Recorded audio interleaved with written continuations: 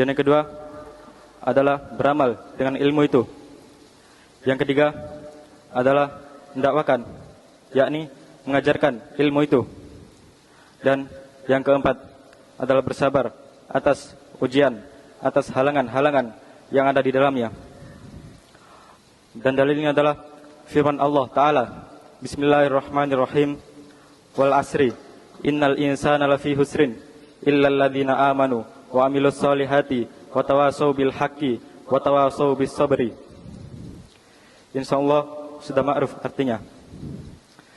Ya, artinya demi masa sesungguhnya semua orang berada dalam kerugian kecuali orang-orang yang beriman dan orang-orang yang beramal soleh dan orang-orang yang berwasiat di dalam kebenaran dan berwasiat dalam kesabaran.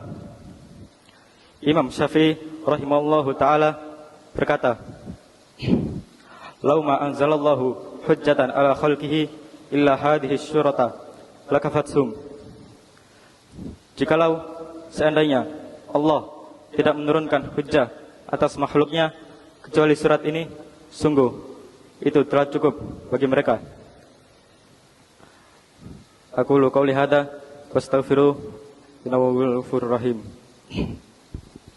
Akhiru da'wana wassalamualaikum warahmatullahi wabarakatuh.